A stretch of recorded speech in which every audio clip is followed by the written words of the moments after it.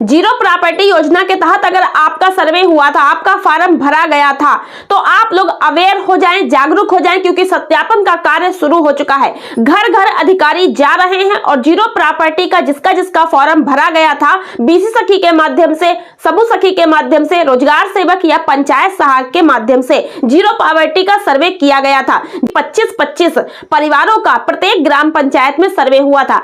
अब उन सभी की लिस्ट आ चुकी है, एक्सेल सीट मिल चुकी है अधिकारी को, और अधिकारी आपके गांव में आकर उन सभी के घर पर जाकर, लाभार्थी के घरों पर जाकर चेक कर रहे हैं कि उनका घर कैसा बना है, वास्तव में वो कैसे तरीके से रहते हैं, उनकी क्या स्थिति है। तो ये अधिकारी घर घर जाकर चेक कर रहे हैं। तो ये है, सत्यापन का कार्य शुरू हो चुका है। 250 करोड़ रुपए सरकार ने दे दिए हैं जीरो प्रॉपर्टी योजना के तहत लाभार्थियों को लाभ देने के लिए। तो इसमें सबसे पहले आप लोग को 2 चीज का लाभ मिलेगा। पहला लाभ है राशन कार्ड, जिसका नहीं बना है उसका बनवाया जाएगा। दूसरा है प्रधानमंत्री आवास योजना का आपको पैसा दिया जाएगा।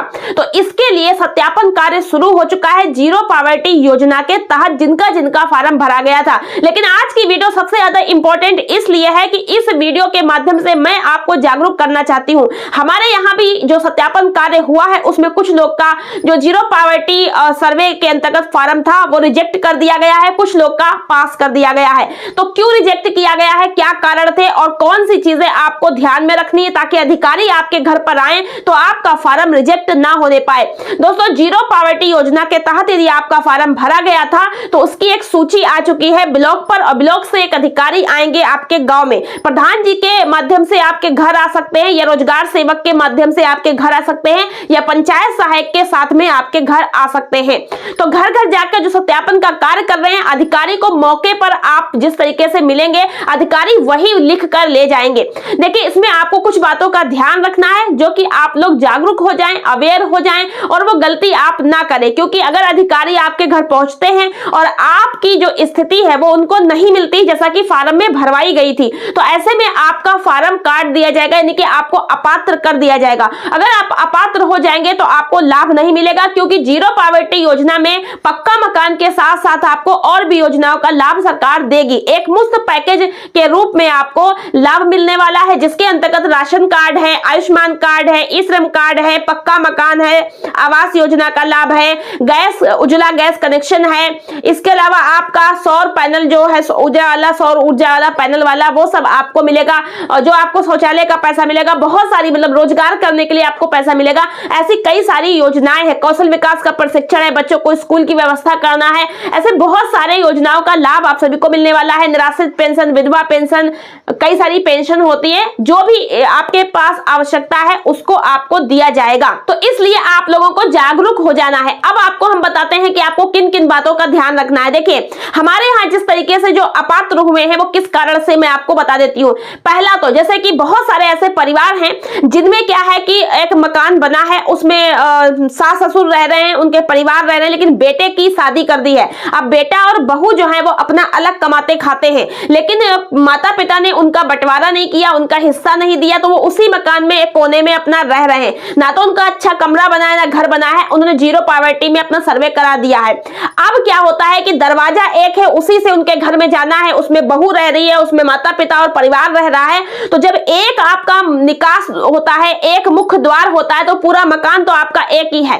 अब ऐसे में जब अधिकारी आपके घर पर आएंगे तो अब आपकी जो स्थिति उसको देखेंगे, आपका पक्का घर बना है, कमरा बना है, अब ठीक है, तो वो आपको देखकर लिखेंगे कि आप किस स्थिति में हैं। तो मतलब अगर आपका अलग है, आप अलग रह रहे हो परिवार में, माता पिता का अपना, बच्चों के साथ में अलग, अविवाहित बच्चों के साथ में अलग रह रहे हैं, और विवाहित पुत्र और बहू अलग रह रहे हैं, तो आप अपना एक निकास बना लीजिए ताकि वो जो आपका एरिया है वो अपना अलग हो। उधर ही आपको आवास मिलेगा जहां पर आप भरोगे, नहीं तो कच्चा मकान है, छप्पर है, टटरी है, इसी लोगों को आवास मिलेगा। ये आपको ध्यान रखना। अगर ऐसा नहीं है तो फिर आप लोगों को समस्या हो सकती है। दूसरा पॉइंट ये है कि अगर आपको इसमें आवास में लाभ मिलेगा, चाहे वो प्रधानमंत्री आवास हो, चाहे जीरो प्रॉपर्टी योजना का लाभ हो, कच्चा मकान, छपरी टट्टर, इन्हीं लोग को लाभ मिलेगा। और प्लस महिला को इसमें प्राथमिकता दी गई है, तो आपका सर्वे अगर महिला के नाम से हुआ तो आपको पहले प्राथमिकता में इसका लाभ मिलने वाला है। तो इस बात का आपको ध्यान रखना चाहिए था। ठीक है, जिन लोग का महिला के नाम से हुआ है उनके लिए बेस्ट है। अगर पुरुष के नाम से हुआ है तो कोई दिक्कत नहीं है, पुरुष के नाम से हुआ तो उनकी महिला का नाम जोड़कर उनको लाभ दिया जाएगा। अगला पॉइंट आपको यहाँ पर ये ध्यान में रखना है कि जब अधिकारी आपके घर पर चेक करने आएंगे तो मान लीजिए कि आपका घर में मतलब जो माता पिता का पक्का मकान बना है और आपके घर में छपरी चट्टर पड़ी है। अब आप जो है उस मकान में अपना बर्तन और अपना जो भी सामान है वो उसमें रखे हो, उसमें रह रहे हो और आपने भरा दिया है फार्म उधर का, ठीक है, कि हमें वो हिस्सा मिला है, हम उधर बनवाएंगे। लेकिन मौके पर अगर आप पक्के मकान में दिखते हो और रहते हुए मिलते हो तो इसका मतलब कि आप पक्के मकान में सुविधा है, आपको रह रहे हो, तो आपको आवास का लाभ नहीं मिल पाएगा। इसलिए आप वास्तविक जहां पर रह रहे हो वहीं आपकी सारी व्यवस्था होनी चाहिए, चाहे वो छप्पर टटरी में आपको रहना पड़े या जो भी है। तो इस तरीके से आपको मतलब यह है कि अगर आप अपने परिवार में अलग हो, आपका विवाह हो गया, आप अलग हो, तो फिर अलग लगना चाहिए कि हाँ आप अलग हो, ठीक है। तो ये चीजें हैं कि आपको इस बात का ध्यान रखना है। अधिकारी मौके पर चेक करने आते हैं तो जो वास्तविक स्थिति है वो आपको बतानी चाहिए। ऐसे बहुत सारे लोगों को अपात्र कर दिया गया है, काट दिया गया है। तो बहुत सारे लोगों की शिकायत है कि भाई जब हम अलग हैं तो वो रोने लगते हैं। बहुत सारे लोग मुझसे भी ये बात कहते हैं, दीदी मैं अलग हूं, क्या करूं, जीरो पॉवर्टी में मैंने फार्म भरा था लेकिन मेरा फार्म काट दिया गया, या फिर प्रधानमंत्री आवास योजना में मैंने फार्म भरा था, मेरा फार्म काट दिया गया है, अब मैं क्या करूं। तो देखो भाई, छोटी छोटी गलतियां भी आप ही लोग करते हो, आप लोग को ध्यान रखना चाहिए इस बात का। तो जब सेपरेट रहेगा आपका ठपरी चट्टर जो भी आपने डाल रखा उसमें आप रह रहे हो, आपका वहीं खाना पकाना, रहना, उठना, बैठना है, तब ना आपको दिखाई देगा कि आप हाँ गरीब हो, आपकी आजीविका का साधन स्रोत वगैरह अच्छे से नहीं है, तब ना। अब मान लो कि आपकी व्यवस्था अच्छी जगह पर है और आप कहीं पर भी दिखा के फार्म भर जाओगे और जांच में अगर आप पकड़े जाते हैं तो आपका अपात्र कर ही दिया जाएगा। तो ये कुछ बातें हैं जिसका आप लोगों को ध्यान रखना होगा। अगर आप लोग इन बातों का ध्यान रखते हो, जांच में सही पाए जाते हो, तो आपका फार्म पास हो जाएगा। तो इस समय जीरो पॉवर्टी योजना का सत्यापन चल रहा है। तो सत्यापन में जो मौके पर लिस्ट पास हो जाएगी उसके बाद वो लिस्ट ब्लॉक जाएगी, प्रधान जी के पास भी लिस्ट आएगी, के बाद जो है आपका सूची में नाम चढ़ा दिया जाएगा और सूची ऊपर भेज दी जाएगी। उसके बाद आप सभी के खाते में पैसा आएगा और जो भी डॉक्यूमेंट आप लोगों को तैयार कराने के लिए कहे जाएंगे, अधिकारी बताएंगे, वो डॉक्यूमेंट आपके तैयार करके जमा होंगे। तो डॉक्यूमेंट भी आप लोग ध्यान सुन लीजिए।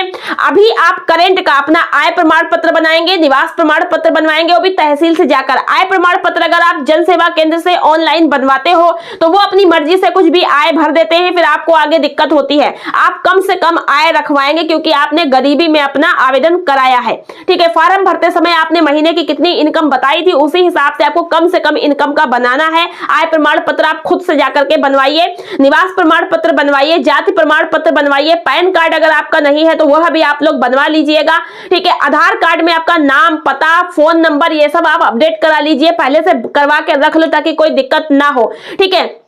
अगर आपको आवास का लाभ चाहिए तो जॉब कार्ड वगैरह अगर आपका नहीं बना तो उसके लिए प्रयास कर लीजिए, आपका जॉब कार्ड वगैरह बन जाए, ठीक है। आपके फोटो आपके पास होने चाहिए, ठीक है। आधार कार्ड वगैरह पूरे परिवार के होने चाहिए, आपको ये सब कुछ करवा लेना है। और साथ ही आपको जो है पैन कार्ड को अपने बैंक खाते से अपडेट करा लेना है। बैंक खाते में आपका NPCI लिंक हो, DBT लिंक हो और बैंक खाते में आपका आधार लिंक हो, ठीक है। तो बैंक खाता अगर आपका एक्टिव है तो अच्छी बात है, अगर एक्टिव नहीं तो लेन देन शुरू कर लो, KYC वगैरह करा लो और सारी चीजें DBT NPCI ये सब कुछ लिंक करवा लो, तभी आप लोगों को लाभ मिल पाएगा। बहुत सारी चीजें जो आपको अभी करना जरूरी है, ये सब करके रख लीजिए।